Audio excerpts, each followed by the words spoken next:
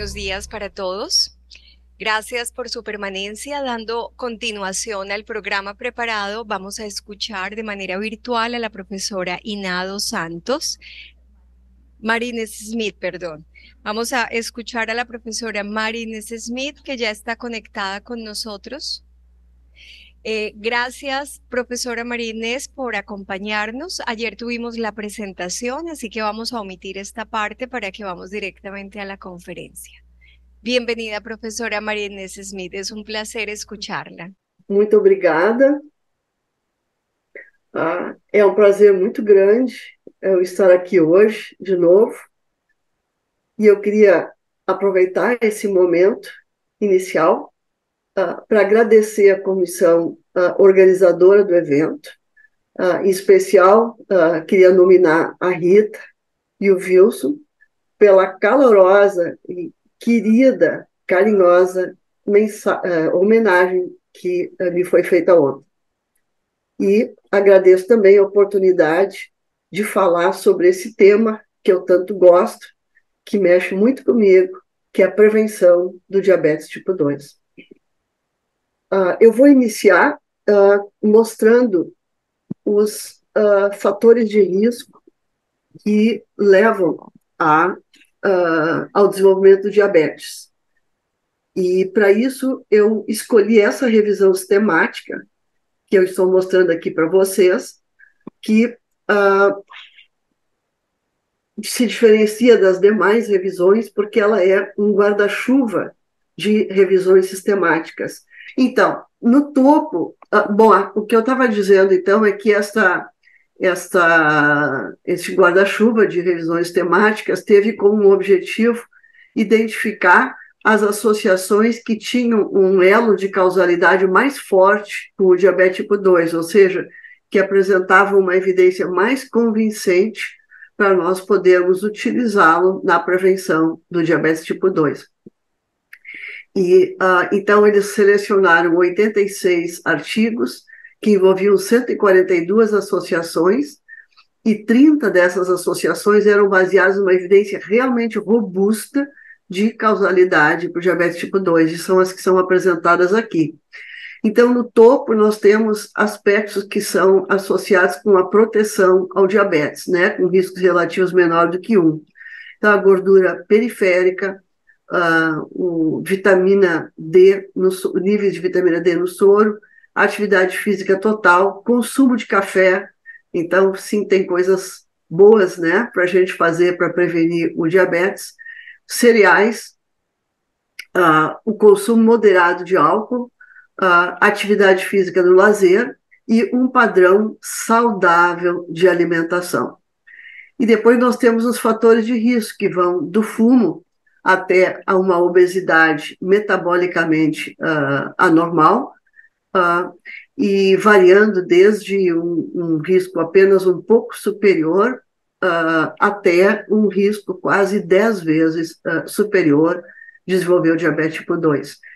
Então, a partir dessas escolhas, eu deixei marcado ali os que realmente têm maior risco, que seria a obesidade, o diabetes gestacional e uma obesidade realmente metabólica, com alterações metabólicas, como sendo aqueles de maior risco.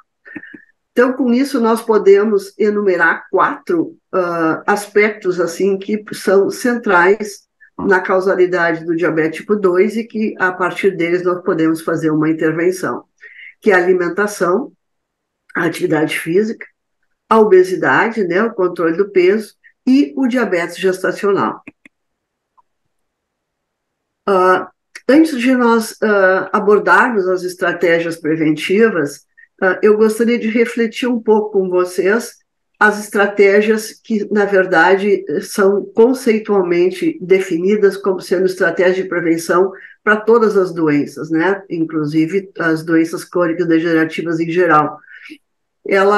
Essa aula que o Jeffrey Rose nos deu lá nos anos 80, ela se mantém até hoje. Nós podemos dividir as estratégias preventivas naquelas que são oferecidas individualmente e aquelas que são oferecidas a toda a população simultaneamente. As estratégias que são individuais, elas ficam explicadas, definidas aqui no gráfico superior. Não apenas elas são dadas individualmente para cada uma das pessoas, mas elas procuram atrair as pessoas que têm o maior risco na população. Então, ficam, né, como se nós temos a intensidade de risco aqui nesse eixo, elas ficam à direita da curva. Então, esse grupo que tem mais alto risco é que é tratado nas estratégias individuais. A avaliação dessas estratégias pode ser facilmente feita por um ensaio clínico randomizado, e nós temos visto inúmeros estudos fazendo isso. Elas são adotadas na clínica hoje com muita frequência, e a gente quase não se dá mais conta disso. Por exemplo, o tratamento da hipertensão é um grande exemplo.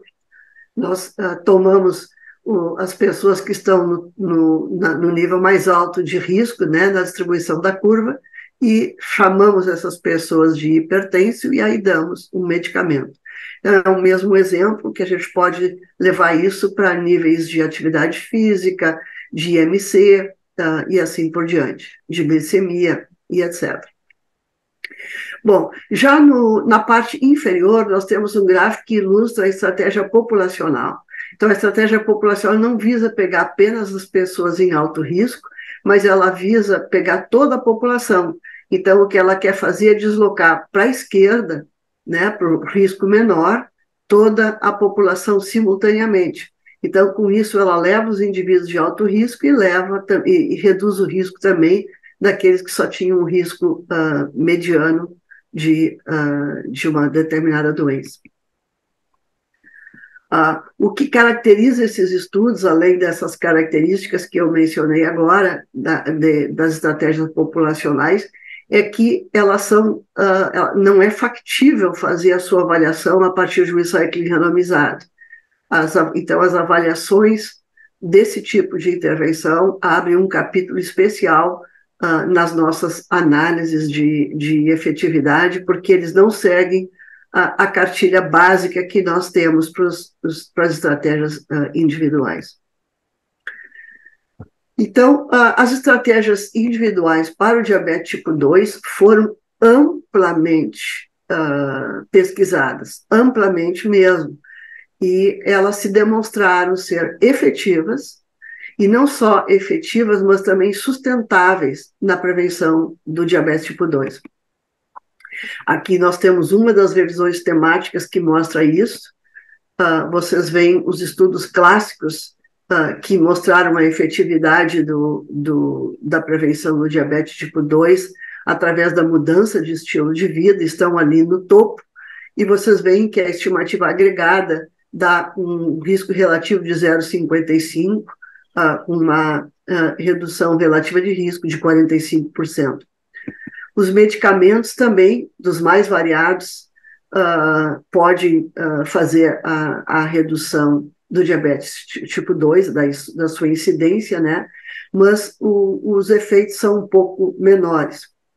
O que realmente chama atenção, e é por isso que a gente defende tanto a mudança do estilo de vida, é o que vocês veem aqui à direita. Uma vez que os estudos foram descontinuados, e aí eles avaliaram o segmento dessas pessoas anos depois, aqui de 5 a 10 anos depois, eles observaram que a proteção ainda se mantinha. Era menor do que aquela no final do estudo, mas ainda se mantinha.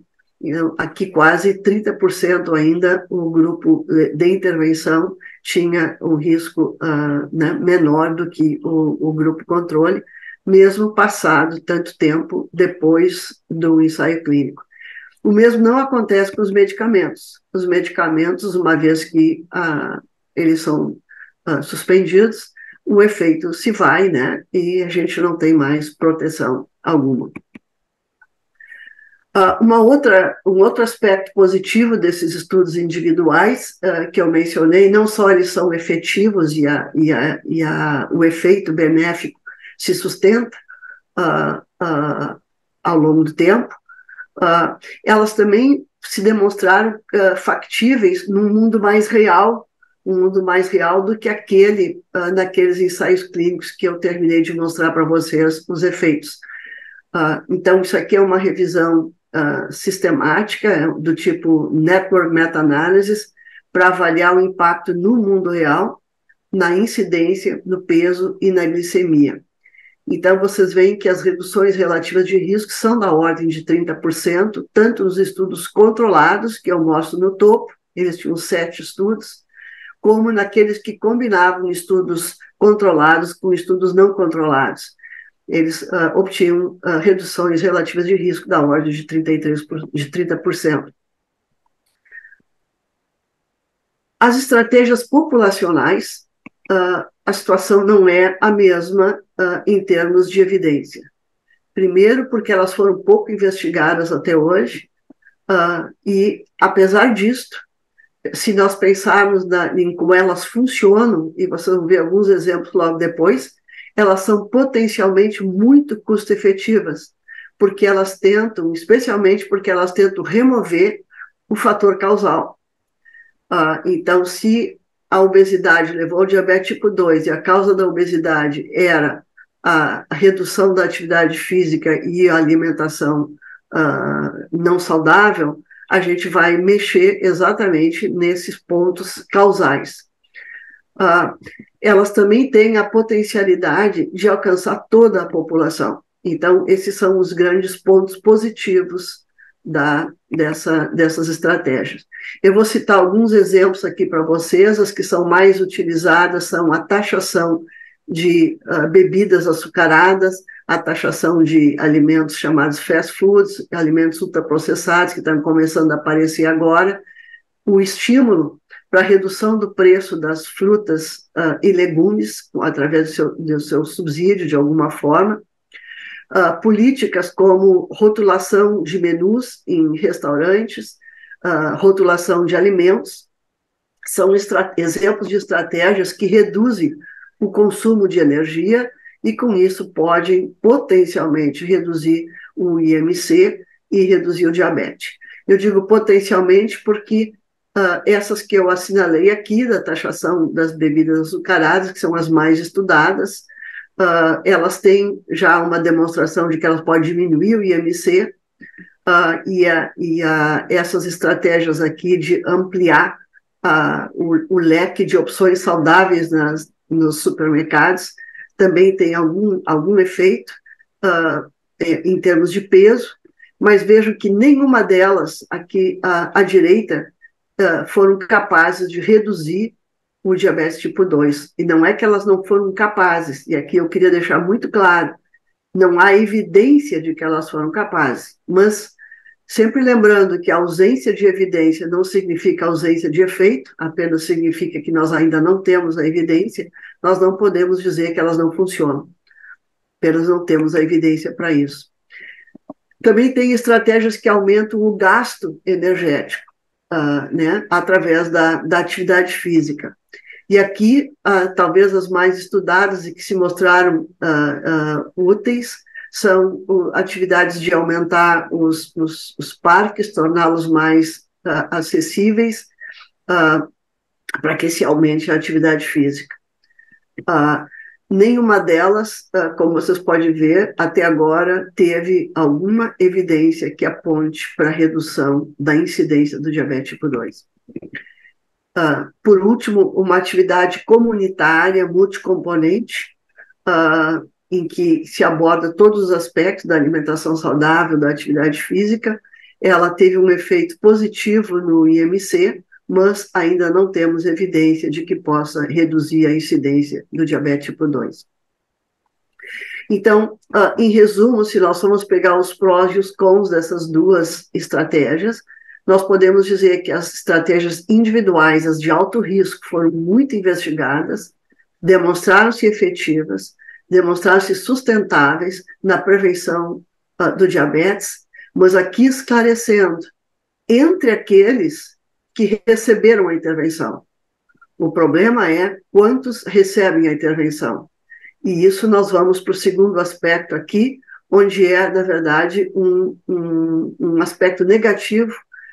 Elas até hoje, com tudo que se sabe, ainda não conseguimos alcançar 10% de todas as pessoas em alto risco.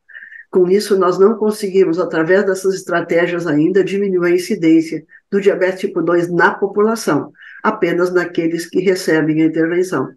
Então, no final, eu volto a essa questão mais uma vez, porque ela é de extrema importância.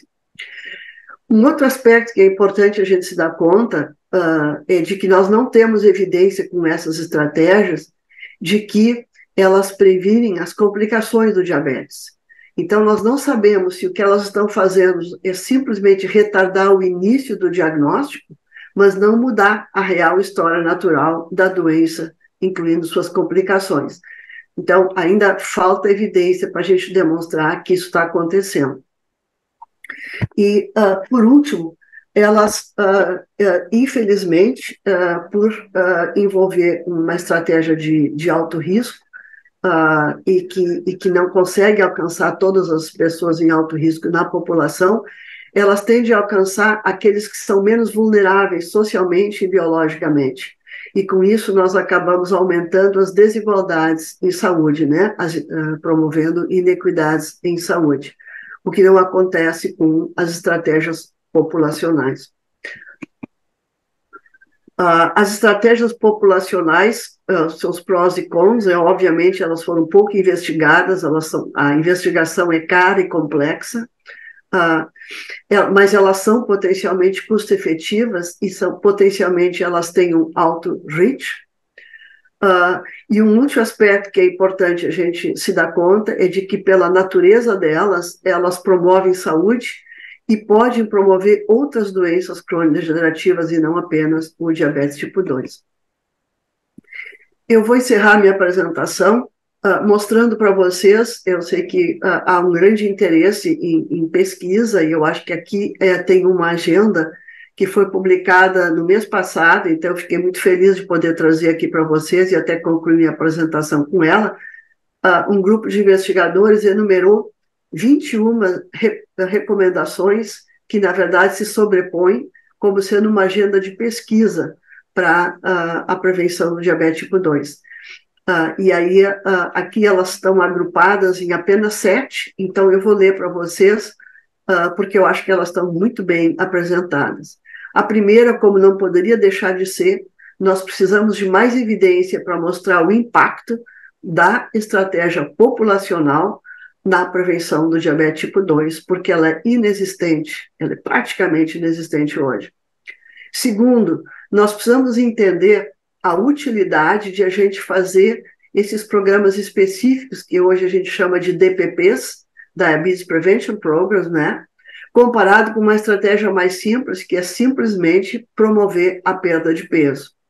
E por que isso? Porque até hoje o mecanismo mais consistente na análise desses programas é a perda de peso.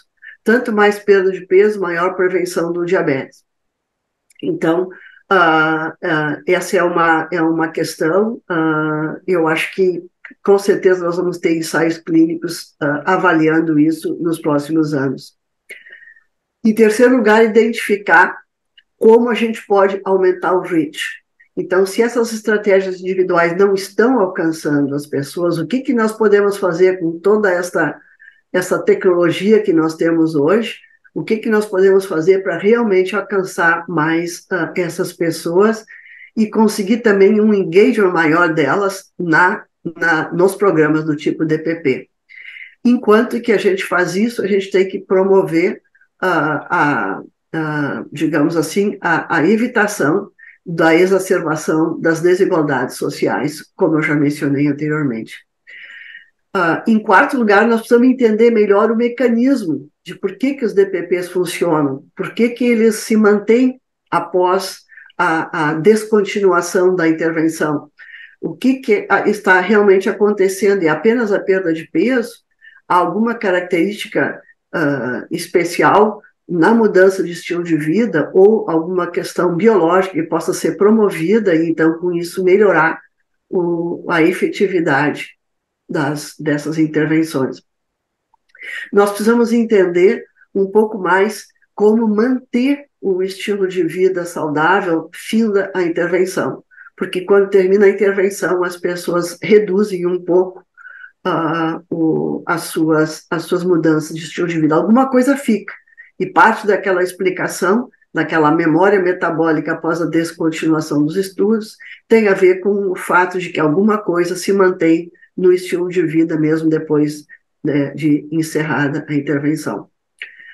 É preciso aumentar, em sexto lugar, a factibilidade e a efetividade de estratégias alternativas às que são hoje amplamente utilizadas, que é a da autorregulação, para que a gente possa, talvez, ter medidas de mudança de estilo de vida diferentes e talvez, inclusive, mais efetivas. E, por último, a necessidade da gente levar em conta os aspectos emocionais envolvidos com as mudanças de estilo de vida, especialmente evitar, melhorar a efetividade e evitar o dano. Eu cito aqui o exemplo do controle de peso. O controle de peso é a estratégia que hoje é um mecanismo que a gente sabe hoje que mais funciona, mas a gente sabe também que uma preocupação excessiva com o peso pode ser danosa. Então, eu acho que esse é um aspecto importante que merece maior investigação. Muito obrigada.